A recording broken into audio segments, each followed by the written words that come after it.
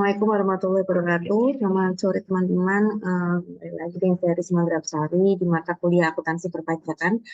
Mohon maaf untuk malam ini, kebetulan saya sedang ada acara. Jadi untuk hari ini saya kirimkan untuk video tutorial pembelajaran menyambung pertemuan kita yang kemarin ya mengenai eh, akuntansi untuk aset akuntansi pajak untuk aset lancar. Nah, kalau kemarin kita sudah mempelajari mengenai kas dan bank serta piutang, untuk hari ini kita akan mempelajari yang namanya persediaan.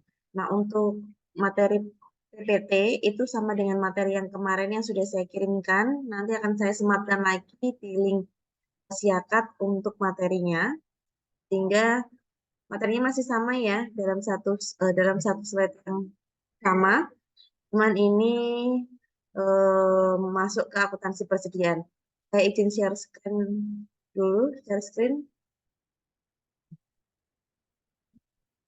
Sudah nampak ya di layar ya teman-teman ya, terkait dengan materi akuntansi pajak untuk persediaan pada sore hari ini.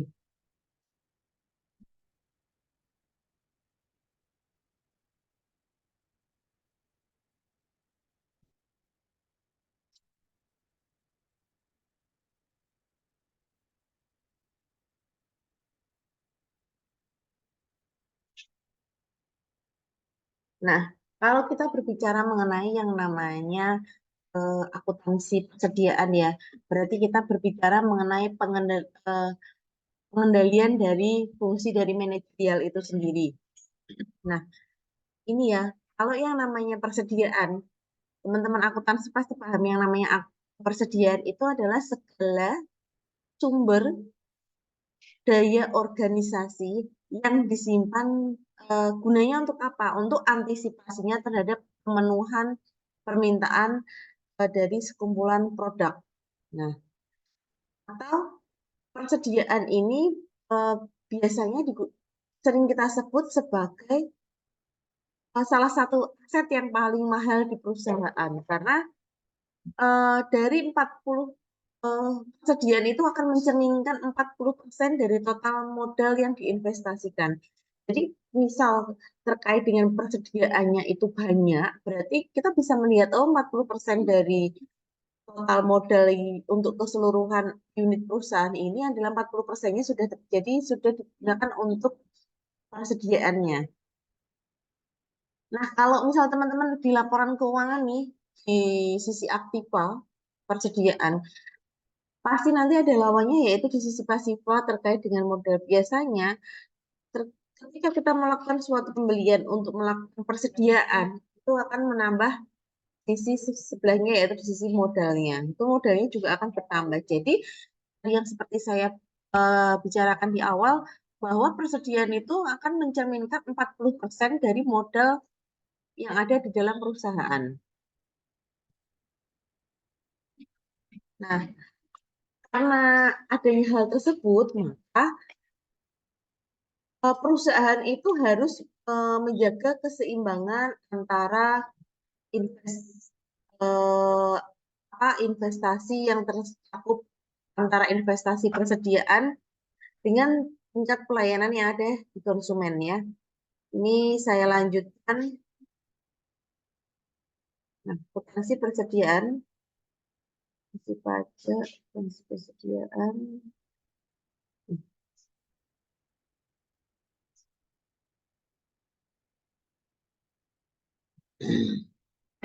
Ini ya teman-teman ya. Menurut PSAK nomor 14, itu revisi tahun 2008, sih yang dimaksud yang digunakan untuk menyatakan aset terkait dengan persediaan.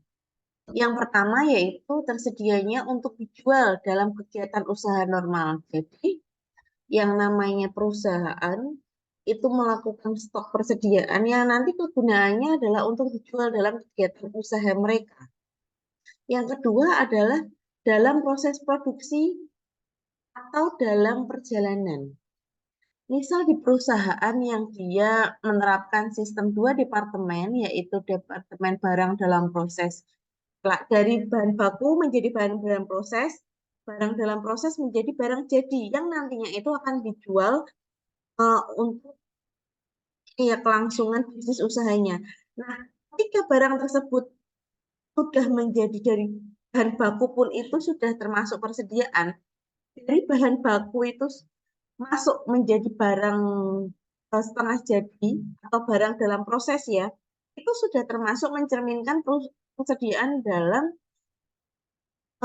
usaha, persediaan di dalam perusahaan tersebut sudah dapat diperhitungkan di dalam akuntansi.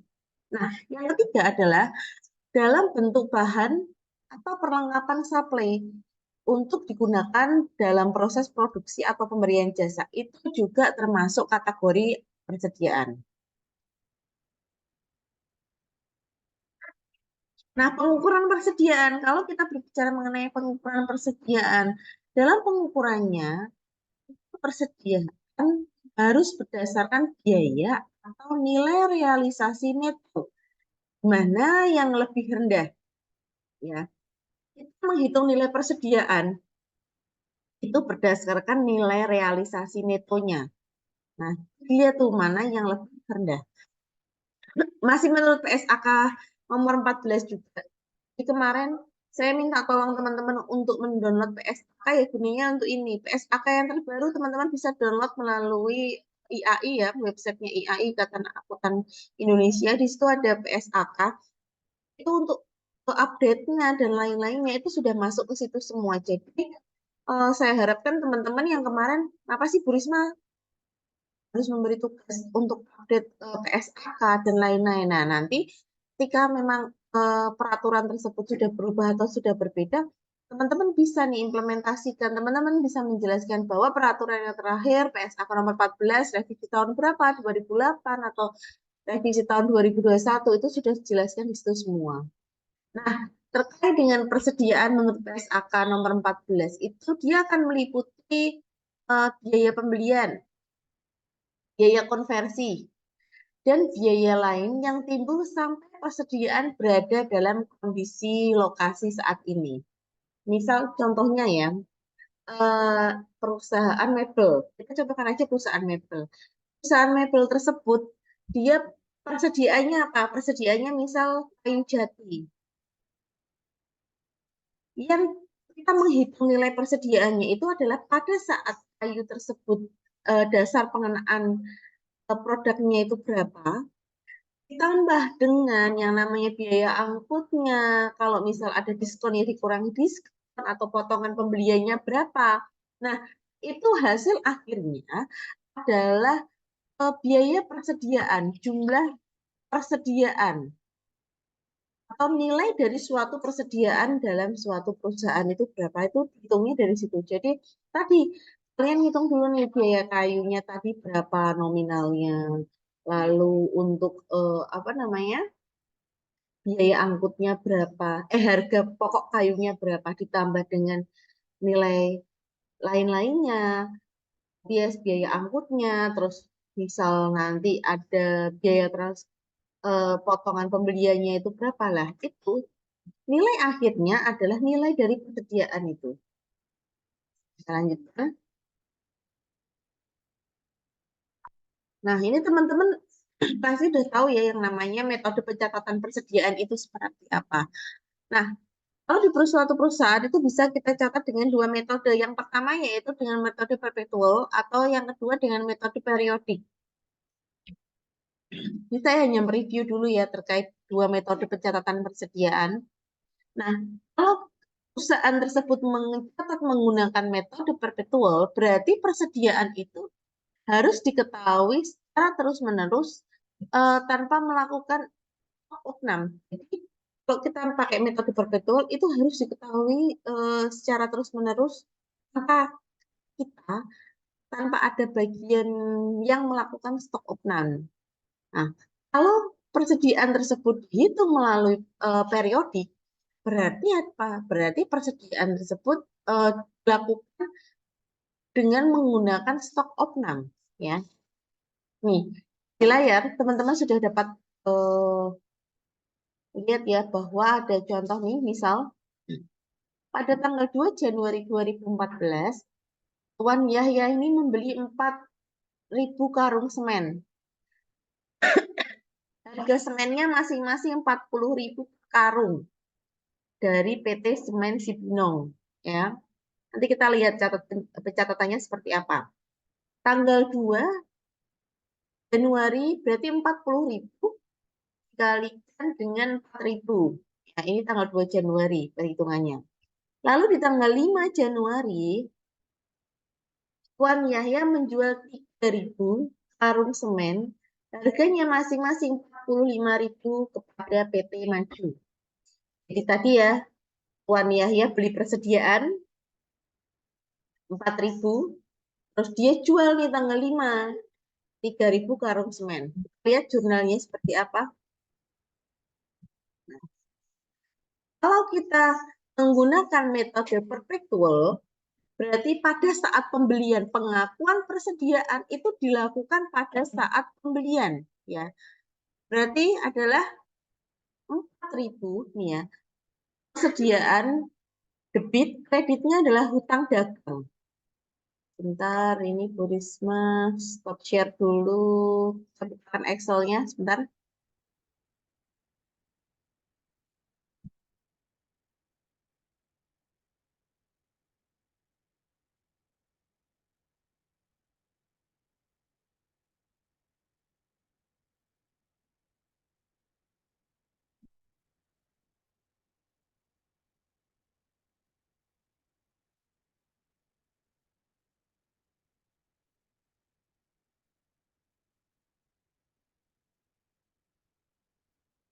Nih ya, saya share screen lagi.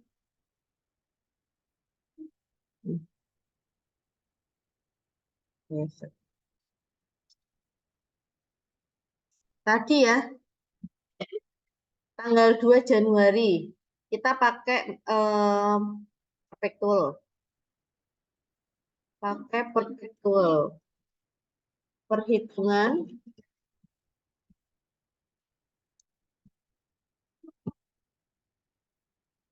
yang pertama adalah menggunakan perpetual.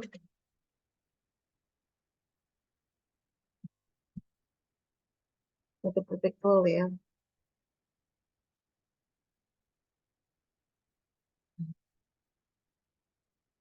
Tadi untuk jumlahnya adalah 2 Januari dia 4.000 dikalikan dengan 40.000.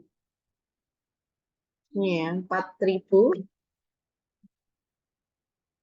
dikali dengan 40.000.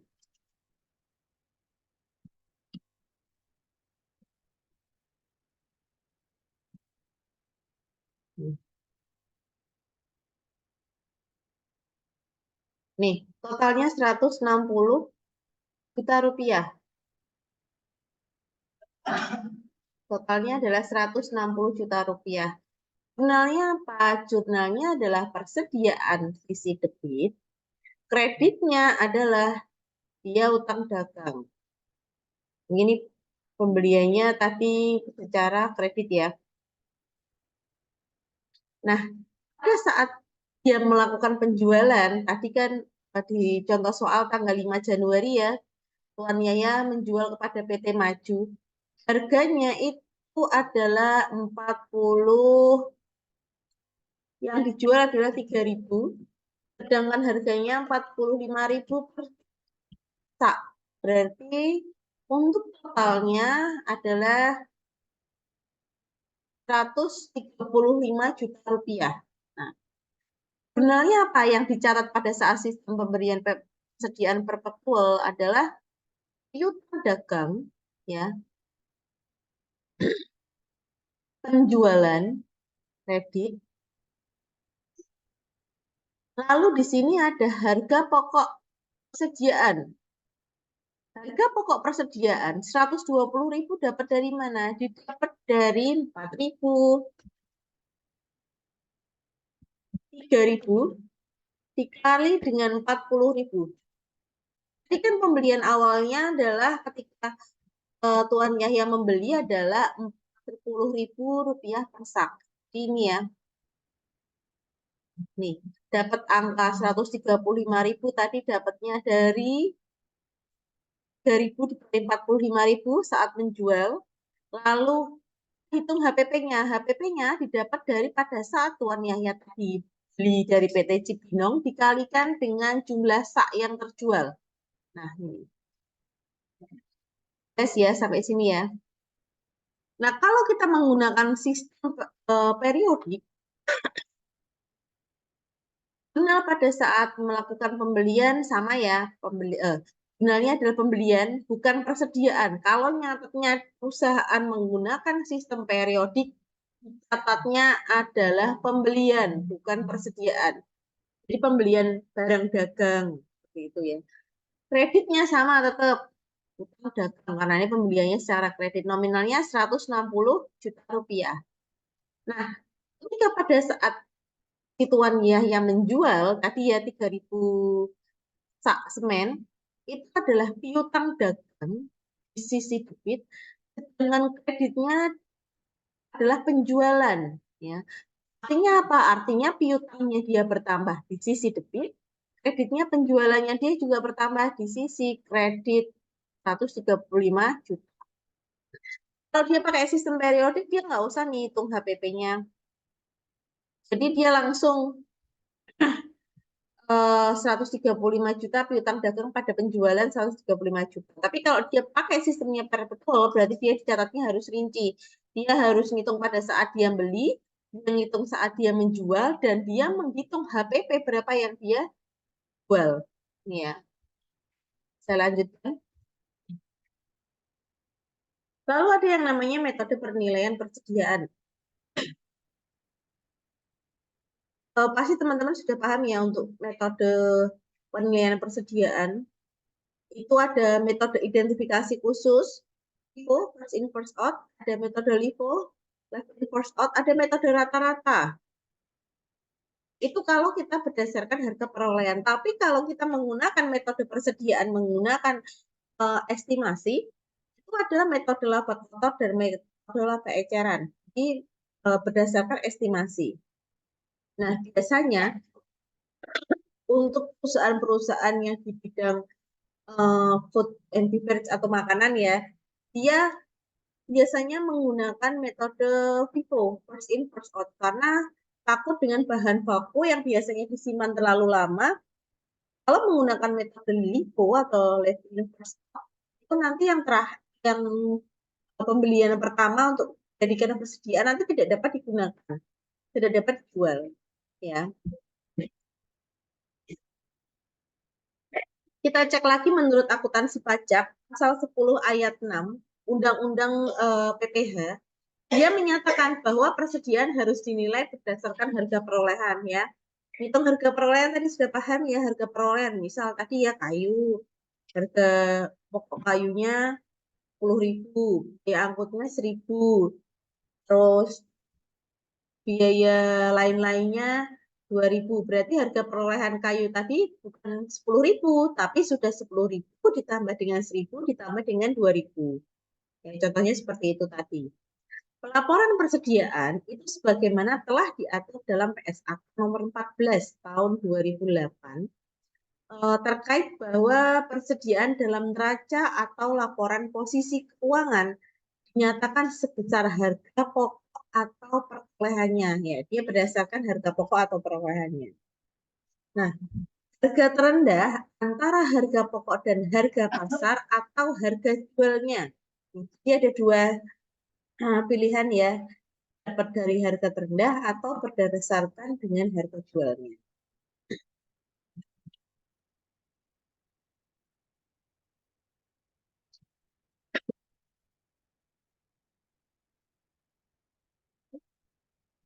Ini ada data mutasi barang dagang dari PT Maju. 2012, 2013, 2014. Persediaan awalnya ini, pembelian pertama. Tahun 2012, beli pertama nih 4.000. Harganya pada saat dia melakukan pembelian adalah Rp10.000. Lalu pembelian kedua 4.000, harganya adalah Rp15.000. Nah, di tahun 2013 itu ada persediaan awalnya 3.000. persediaan awal 3.000 ini didapat dari persediaan akhir di tahun 2012.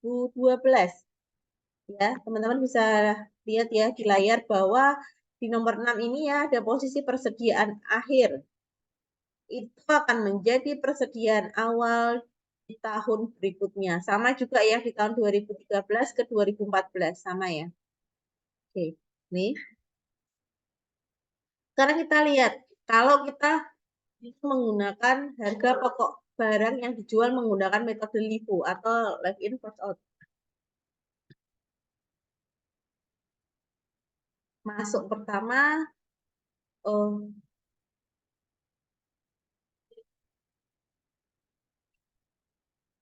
masuk pertama kuadransi. Ini ya metode LIFO ya.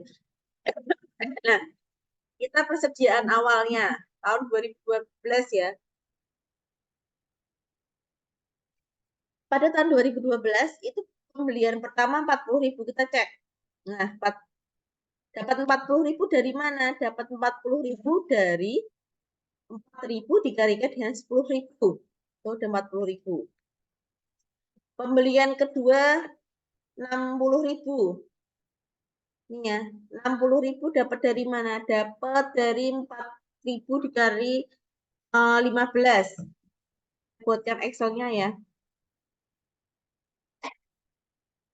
Vivo, kita pakai metode Vivo. Pembelian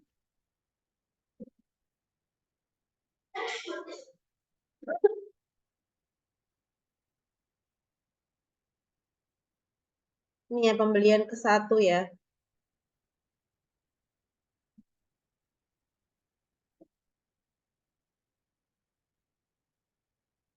Tadi berarti berapa? 4.000 dikali 10.000 ya. Dikali 10. Nih.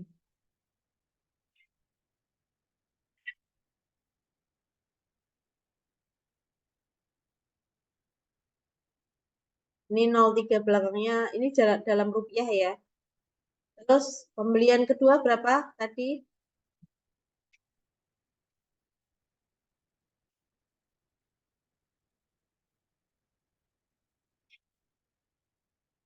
Pembelian kedua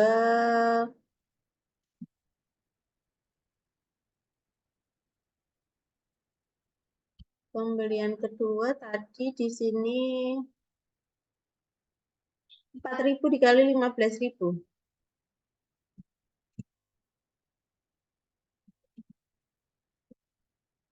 Nih, 60.000. Terus bawahnya dia barang tersedia untuk dijual 100. Ya. Dia barang untuk tersedia dijualnya itu 100.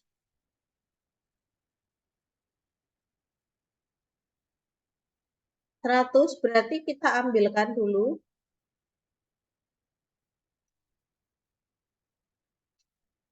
Nih. Berarti total barang yang tersedia untuk dijual adalah 100. Nih, barang tersedia dijual. Barang tersedia dijual. Totalnya 100 ya. Terus dia mau dijual 30.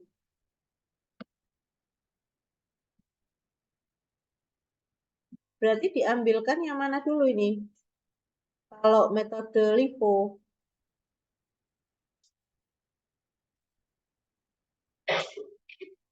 Dia diambilkan yang 30. Dia diambilkan yang 30.000. Jadi diambilkan dulu yang ini. Masuk pertama, keluar pertama, LIFO. Ini ya.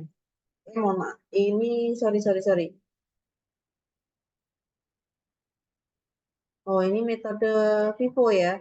First in, first out ya. Yang ini adalah metode LIFO dulu, mohon maaf. Kalau untuk metode LIFO, nih dia yang digunakan ada 30. Di sini ada perhitungan persediaannya. Persediaan di akhir tahun 2012 adalah 3.000 dikalikan dengan 10.000, 10.000 totalnya adalah 30 juta rupiah. Nah, yang di awal tahun 2013 ini akan menjadi persediaan akhirnya sebesar 30 juta rupiah ya. Nah, dari 30 juta rupiah ini dia beli lagi nih persediaan akhirnya sebesar yang dijual ada lagi sebesar 1.000. Jadi 1.000 dikali 17.000 adalah 17 juta rupiah. Nih, 30 juta ditambah 17 juta adalah 47 juta nih. Kita tabel sudah ada 47.000 ini dalam rupiah ya teman-teman ya. Kita cek. Jadi persediaan akhirnya berapa? Persediaan akhirnya di sini masuk ke 2014 atau tahun selanjutnya itu adalah 47.000 atau 47 juta. Ya, ini kalau menggunakan metode LIFO.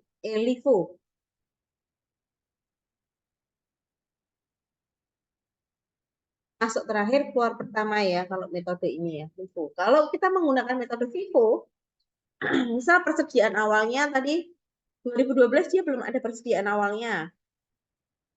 Pembeliannya 40.000 tadi ya. Terus pembelian yang kedua 60.000. 60.000 berarti barang tersedia dijualnya adalah 40.000 ditambah dengan 60.000. Ini totalnya. Nah, lalu di sini ternyata ada persediaan akhirnya tadi sebesar 45 rupiah. Kita cek harga pokok produk yang dijual adalah 55 rupiah.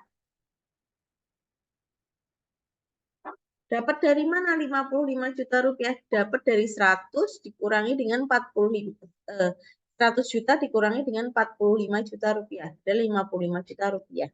Ini kalau kita pakai yang metode FIFO. Terus kalau kita, nah ini sudah masuk ke laporan keuangan ya, komersial dan laporan keuangan fiskal. Bentar.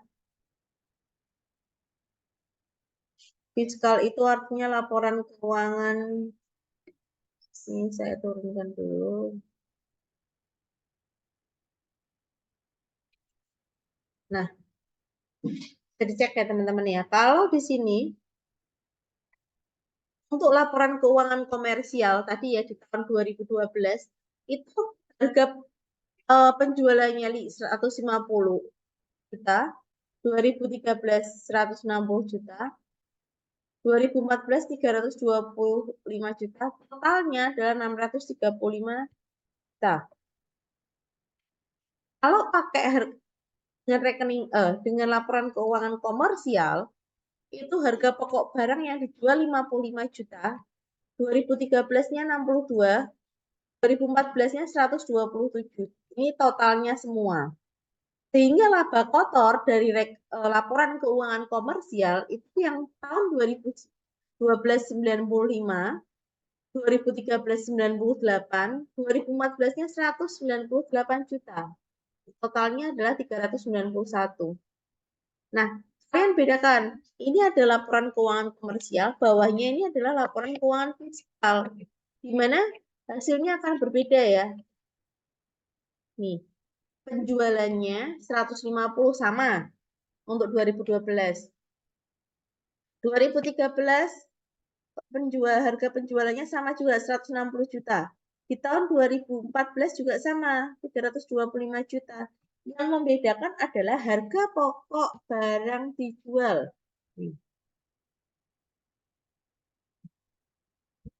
Kalau untuk fiskal untuk harga pokok barang yang dijual pada tahun 2012, kita cek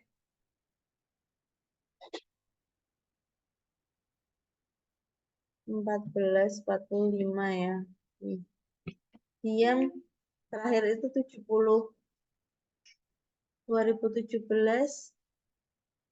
77 juta. Kalau untuk 2014 137 juta. Nih. Kayak itu. Dia pakai LIFO 70 juta. Nih ya, 70 juta, 77, 137. Nanti teman-teman yang di slide 27 ya, yang ini ya. Nah, gunanya yang ini, yang fiskal. Ini pasti akan jumlahnya berbeda. Jadi nanti ada rekonsiliasi untuk laporan keuangan komersial dan laporan keuangan fiskal.